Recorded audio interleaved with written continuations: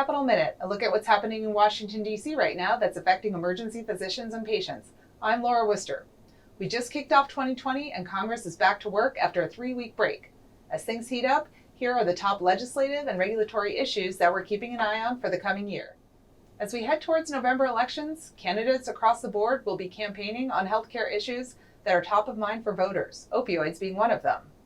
While ACEP was happy that Congress allocated funds for our Alternatives to Opioids program and the POWER Act at the end of last year, two of our 2019 legislative priorities, the opioid crisis remains a major problem in states across the country, and candidates, including the president, will want to claim a win. We'll also undoubtedly hear more about single-payer health care, particularly among the Democratic presidential candidates.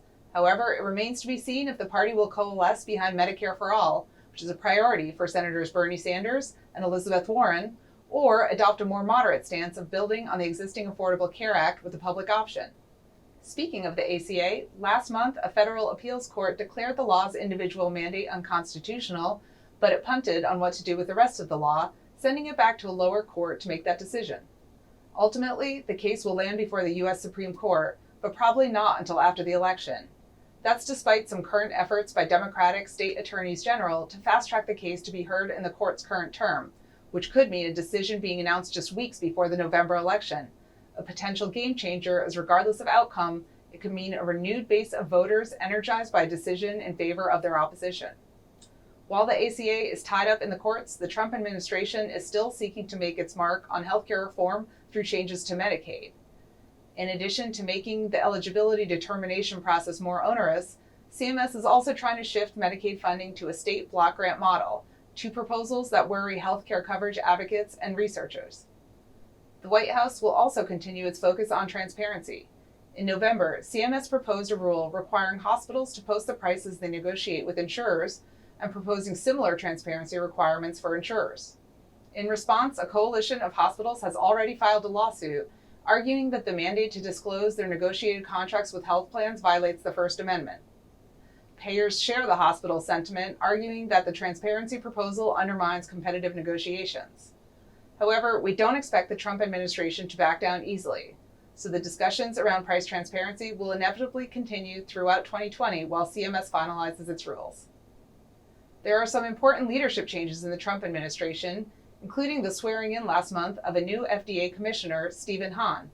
ACEP President Bill Jaquist spoke with the commissioner personally to reaffirm our commitment to partnering with the agency to tackle the drug shortage crisis and implement the recommendations of its Drug Shortages Task Force, which ACEP was instrumental in having formed.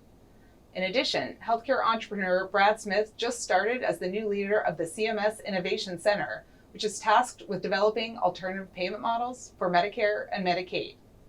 ACEP is already in contact with the new head, and we're optimistic for some forward movement on the adoption of our Acute Unscheduled Care Model, or AUSM, which would be the first APM that puts emergency physicians in the driver's seat and would potentially enable you to receive a 5% Medicare payment bonus. Last, but certainly not least, we still have an opportunity to influence the legislative outcome on surprise billing. While there is bipartisan support to take patients out of the middle, Congress continues to consider the best approach to settling payment disputes between insurers and providers when care is out of network. Advocacy by ACEP and many others was successful in keeping a damaging surprise billing approach out of the year-end package of legislation that Congress passed last month. We will now see what happens when the House Ways and Means Committee releases the details of its own proposal later this month, but we don't expect national attention on the issue to die down anytime soon. Stay tuned for ways that you can help us advocate for a solution that ensures patients will maintain access to high-quality emergency care. As you can see, we're not slowing down in 2020, and there will be many other opportunities for you to raise your voice about what matters most to you and your patients. That's the ACEP Capitol Minute. I'm Laura Worcester. Thanks for joining me.